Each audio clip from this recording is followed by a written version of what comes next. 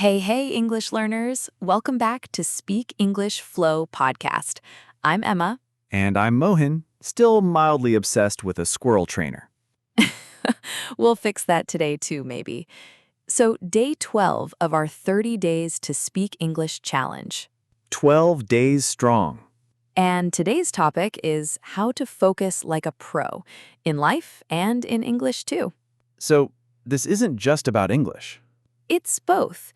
We'll give you vocabulary for talking about focus and productivity, but the tips themselves genuinely work for studying, for work, for anything. This is for anyone who opens a book to study and ends up doing anything except studying. Exactly. And it matters because focus and productivity come up constantly. Job interviews, work meetings, even small talk about your week. And right now, if someone asks me how I stay focused, I basically just shrug. Not after today. Before we start, if you're following the full 30 days, hit subscribe so you don't lose the streak. And comment your favorite word from today's episode. We love seeing which ones stick. We really do read them. Okay, let's dive in.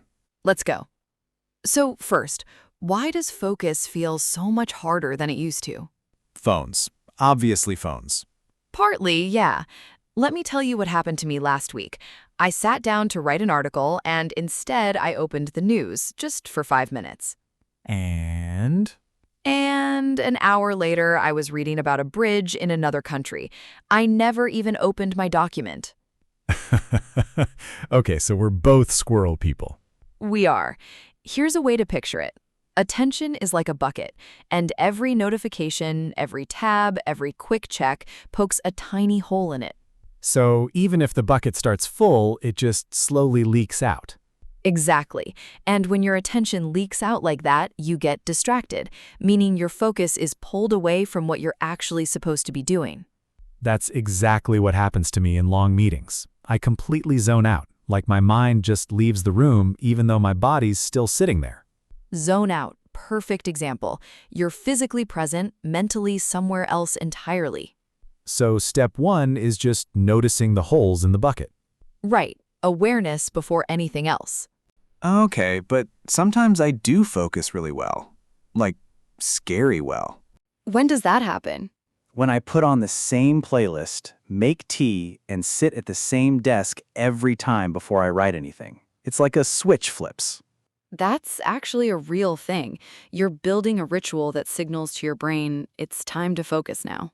Once that switch flips, I'm properly in the zone. Like nothing else exists, just me and the work. In the zone. Great phrase.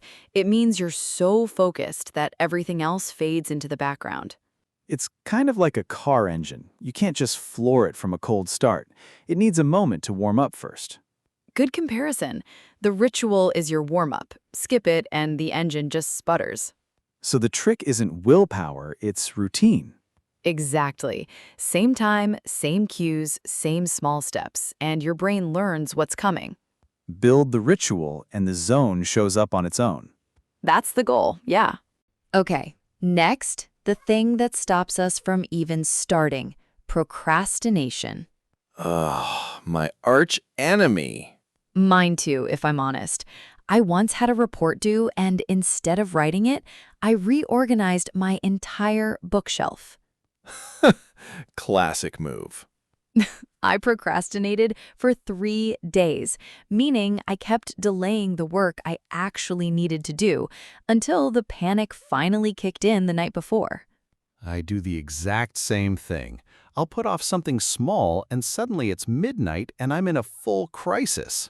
Put off. Same meaning as procrastinate, just a more casual, everyday way to say it.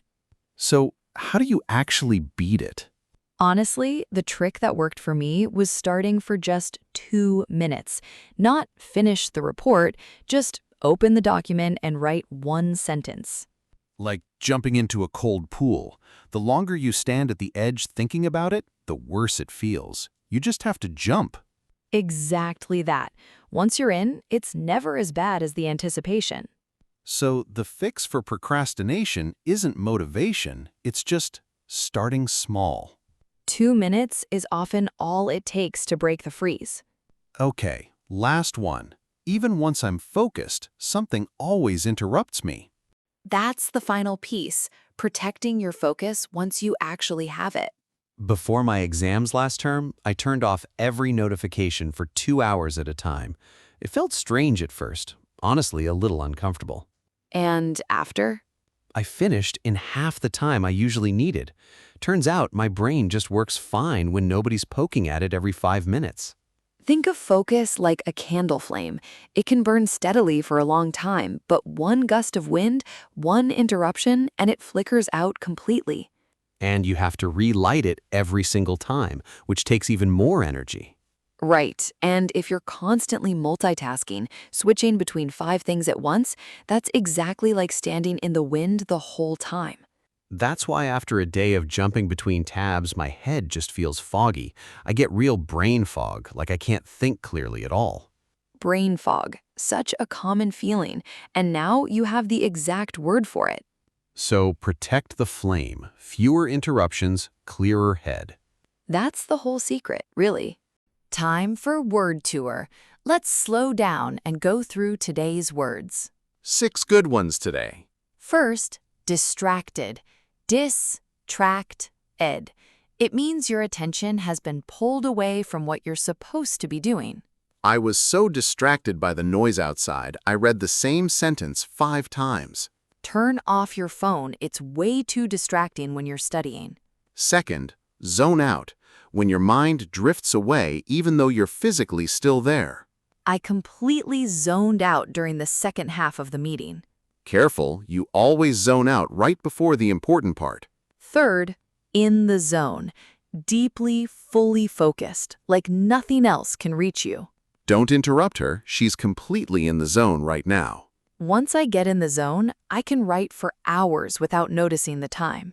Fourth, procrastinate, to delay doing something you actually need to do.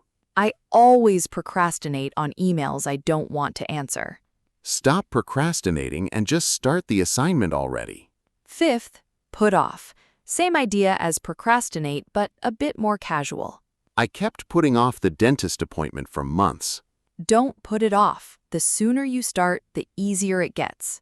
And finally, brain fog, that heavy, unclear feeling when you can't think straight. After scrolling for hours, I had total brain fog and couldn't focus on anything. A short walk usually clears my brain fog better than coffee does. 6 phrases all ready to use the next time someone asks how your week's going. Try working just one into a real sentence today. Now, say it better. Basic sentences made natural. I'll read the basic one. And I'll upgrade it. I can't focus. My focus keeps slipping today. It sounds more natural and shows it's an ongoing struggle, not just one moment. I did not do my work. I kept putting it off. Much more natural, and it explains the pattern, not just the result. I am very distracted. I can't seem to concentrate on anything today. Softer, more natural, the kind of thing you'd actually say to a friend. I want to work well. I'm trying to get in the zone. Much more specific, it shows exactly what kind of focus you're chasing. I did many things at once, and now my brain is tired. I've been multitasking so much, my brain feels foggy. Uses 2 of today's exact words, and sounds like something a real person would say. I need to start now. I really need to just dive in. Much more natural. Dive in captures that jump into the pool energy we talked about earlier. Okay, dive in. I'm definitely using that tomorrow. At this rate, you'll sound more natural every single day.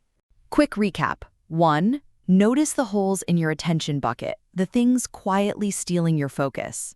2. Build a small ritual to get in the zone instead of relying on willpower. 3.